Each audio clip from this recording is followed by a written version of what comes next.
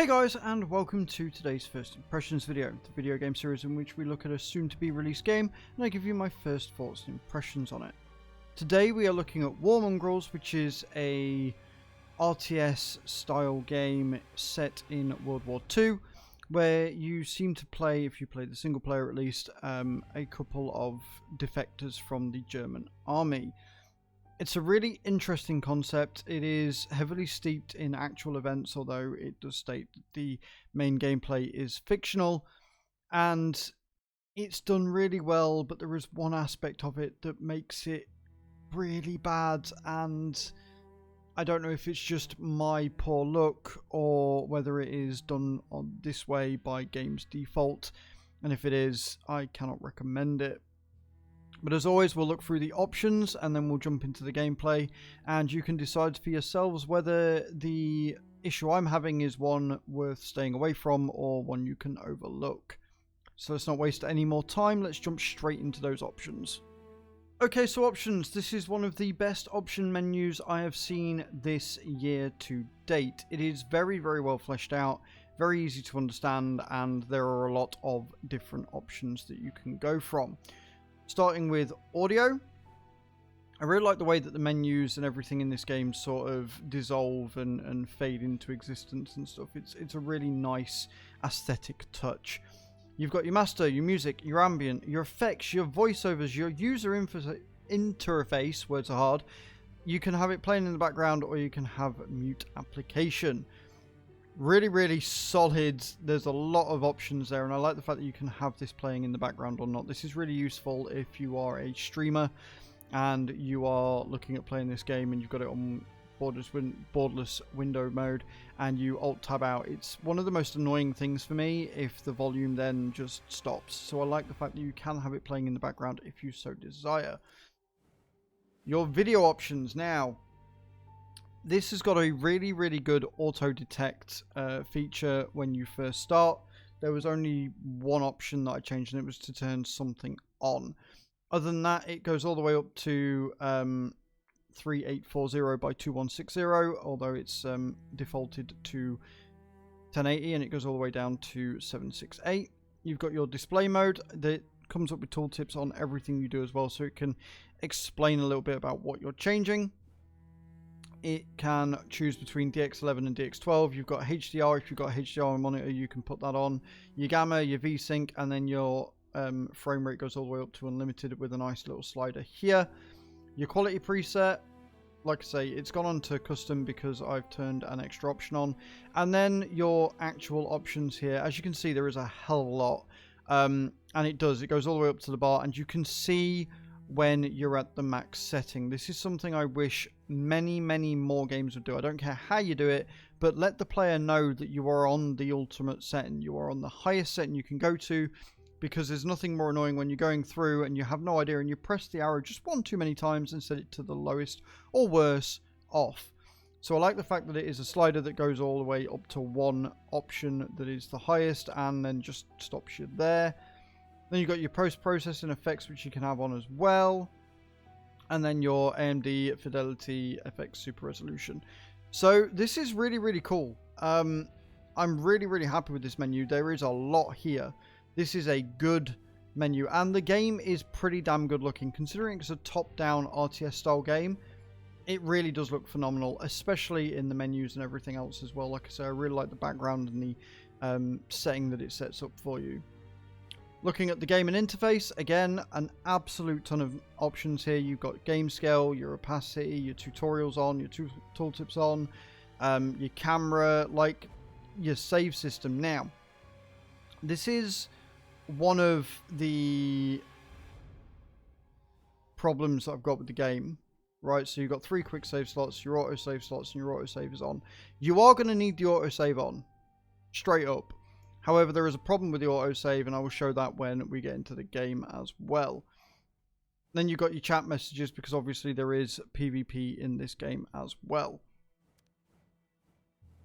Then you've got your language, and then your controls. Now, you can do pretty much everything with your mouse, and control is the only other button I've really needed to play. But I like the fact that you can rebind everything if you so desire, and as you can see, there is a lot of things that you can do. even though a lot of them you can do with the mouse. So that's really cool as well. Very happy to see it. You've even got your mouse button behavior as well. And then finally, your language options. Not a huge amount here, but honestly, they've got all the main ones that I can see. And yeah, I'm very, very happy with this options menu. It's very, very good. Very, very full. And again, the game itself, the gameplay itself is good. I'm just, one, bad at it, and two, there is a problem with the saving, which we are going to go and look at now. We're going to be in a new game. I'm going to be in the tutorial area, so I can show you how that works and explain my issue with the game and what I like about the game as well. Alright, we're in the game. This is how it starts. As I said, you play two defectors that are essentially going AWOL in the midst of the Second World War. The voice acting is really, really good, and there is a massive story going on. So you are going to want to be aware that this is a very story-based game. Now, the main issue I've got is that if you do fuck up in this, it's got an autosave feature and you can load back in. The problem with that is that the autosaves are done at really weird, very strange places. So you can end up in a gameplay loop where you're at a point that you don't want to be, and you can't reload to a point that you do want to be at, right? You are kind of left in this area that you really don't want to be in. And it's not good because it makes you very frustrated with the game. And that has been my issue, is that I keep having something happen to me that I didn't want to, get by it, and then instantly have something else bad happen because I load into a bad gameplay loop. So that is something worth bearing in mind. You do have a manual save feature, but I don't know whether the autosave feature will override that, and then therefore you end up stuck anyway. However, that is my one issue with this game so far. Everything else I really like. It's RTS, it's got stealth capabilities, it's got some interesting combat options, you've got a team of people that you can use, and the tutorial for the most part is pretty good. So, we're going to go through the tutorial because that's the only bit I've done. And you've got to move and go in a certain way, and there's different things for stealth that you can do. We're currently playing with Ewald and Manfred, and we are doing what the tutorial tells us to do, as we are trying to get away from the army as we are going through this sort of invasion scene here. This, however, is a really, really good display of how damn good this game looks. Like, it looks genuinely incredible. I am really, really, really happy with the graphic fidelity and everything of it. It was a little bit laggy at some point, but overall it does really well. Like I say, considering it is a top-down RTS where you wouldn't really expect that many graphics or that higher quality of graphics setting, they've done a really, really good job of setting the theme and setting the feeling of terror, and you're in a very suspenseful situation. They've done it really well. All the animations look really good. The fact that they've got shadows coming in, all that good stuff. And then it teaches you combat at the same time, which is also good.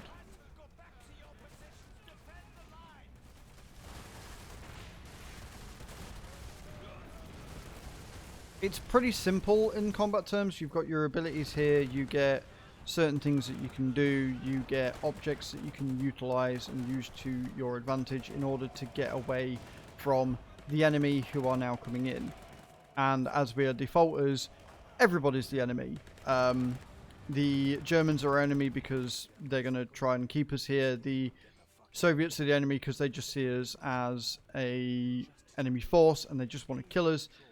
So, yeah, like, it's an interesting story. It's an interesting point of view to be a defector in the German army.